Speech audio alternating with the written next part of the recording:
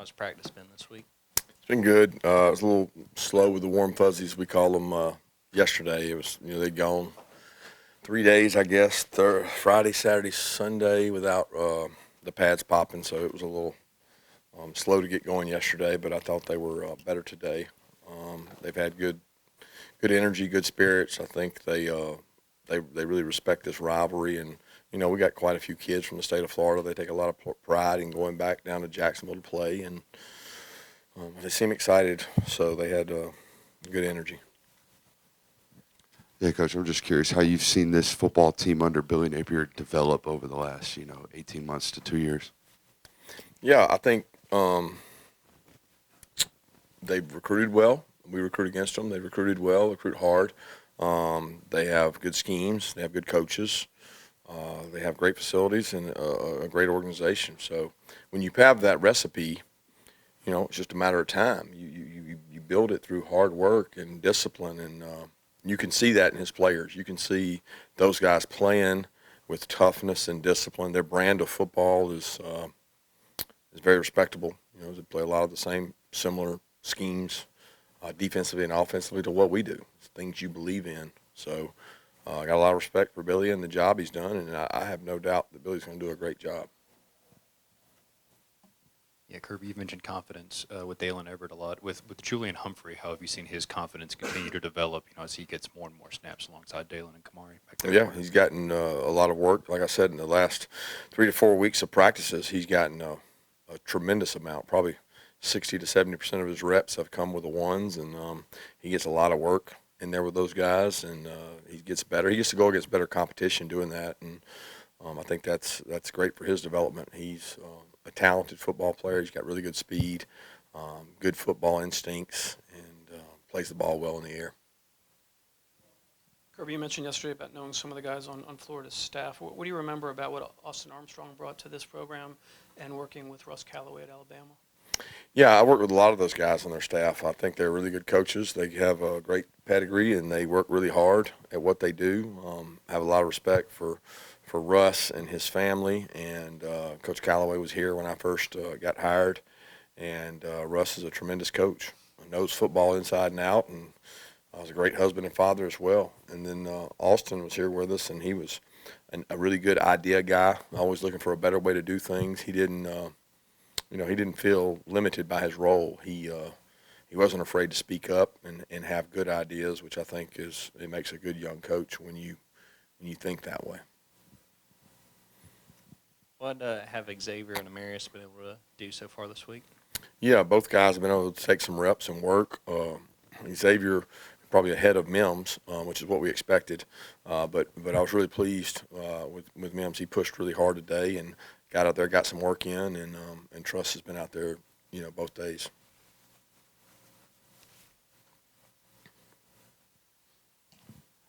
Kind of a defensive schematical question here. I'm just curious about. They're a pistol football team. When they line up in an even pistol set, how do you set the strength to that, or do you? Well, it depends on a lot of things. The call, number one, the rest of the formation, because the pistol part of it doesn't necessarily set the strength. The formation does a lot of times, and they change of strength motion a lot. They shift a lot, have a lot of window dressing on plays and set plays up with that. So we don't worry about the setting of the strength based on the back as much as we do other things. We're talking to Kamari later today. What have you seen from him as a veteran presence in the cornerback room? Leadership. He's a kid that's been committed to excellence his whole life. He comes from a great family background, a really tough, hard-working family, and he kind of came up through the mud, man. He didn't get anything given to him, was not a super highly recruited guy, and he's made himself into a really good player through work ethic. Like he just won't be outworked. He won't be outcompeted, and you love that about a football player.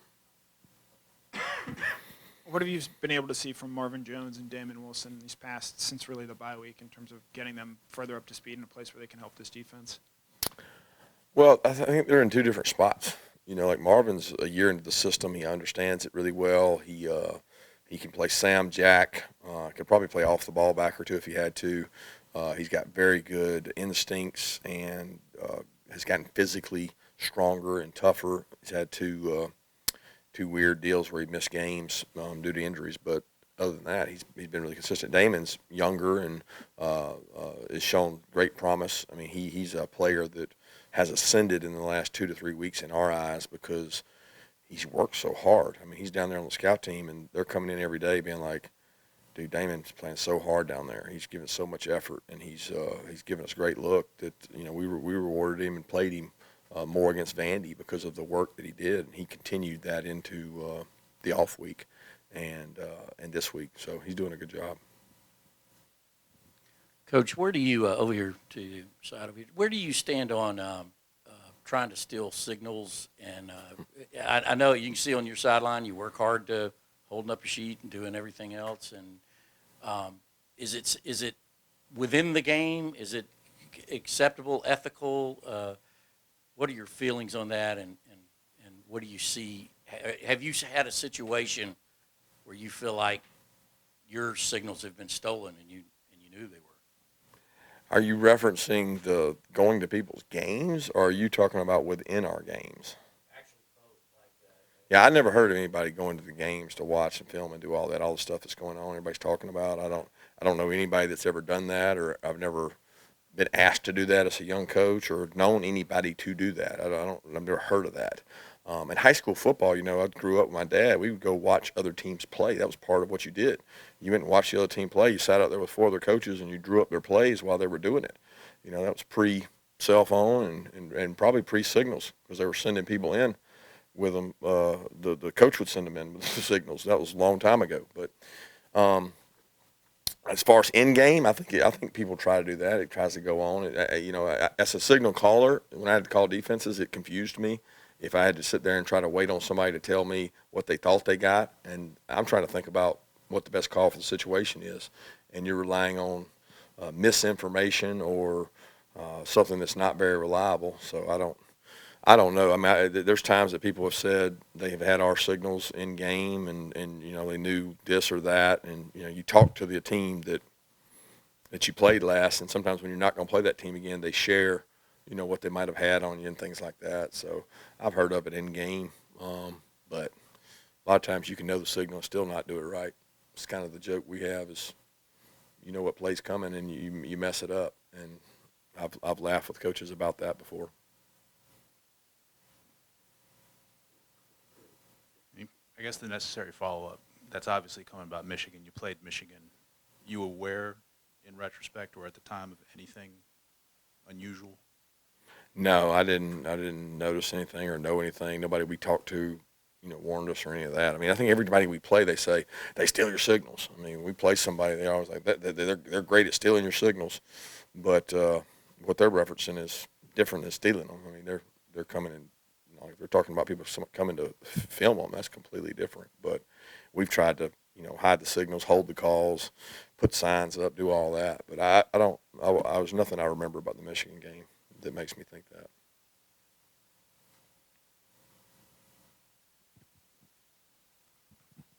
What have you made of the development of Arian Smith this season and how he's played?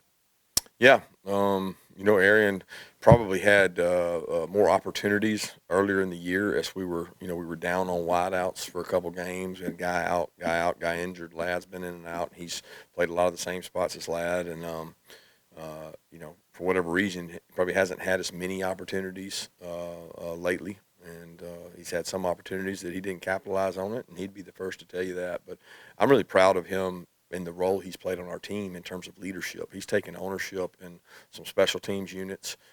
He's been elite at gunner, and you know he's part of the reason that we have not given up many return yards.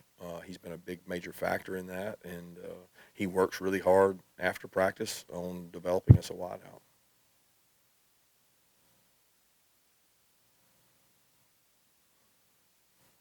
Coach, I hadn't asked you about Dara Smith lately. Kind of what's the situation right now? Yeah, it's same as we talked about before. He's just not with us right now.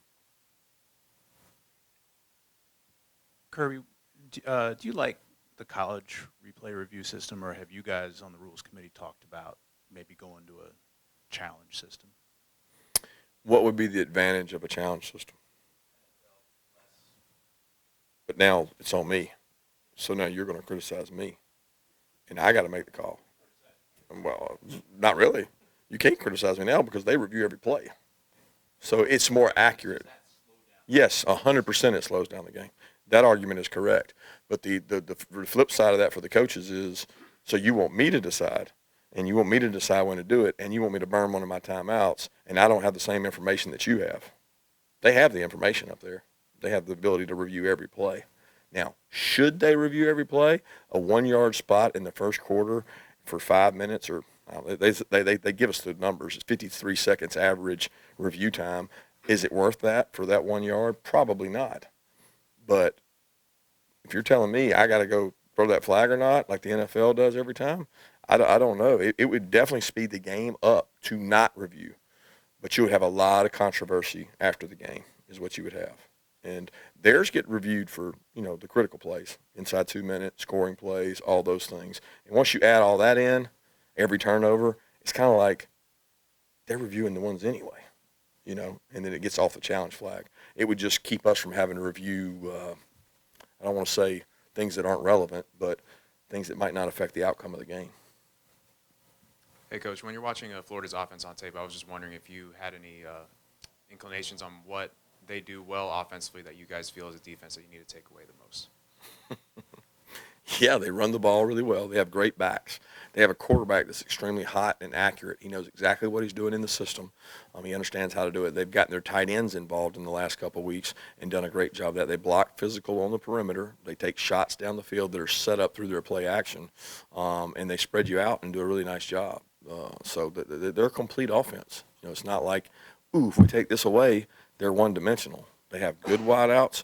They have a really big physical offensive line. They got a quarterback that really understands, okay, if this is not there, I'm doing this. And he can run.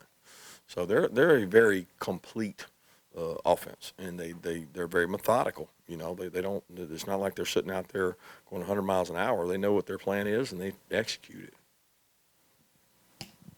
Yeah, Coach, I'm curious, with your consistent bye every year and Florida being this week every year, with that level of consistency, do you think it provides any type of advantage to your program? Like, we know when our bye is going to come type of a deal? I don't see how it can provide an advantage because you know when your bye is. I think everybody kind of knows when their bye is. Like the years I was at Alabama, it was before LSU. It's not an advantage. You might argue it's an advantage if you have a bye and someone you're playing doesn't. I've had that strategy before, but you've also could say you lose rhythm. You worry about your guys getting out of shape because they're going to take a break over that weekend. So you get your legs back, but you also may have 6 guys come back in overweight. And that can be a detriment to your rhythm of your team. So I don't put a lot of thought into where the bye falls because I don't have a lot of control over it. Any other questions? Thanks. Thank you.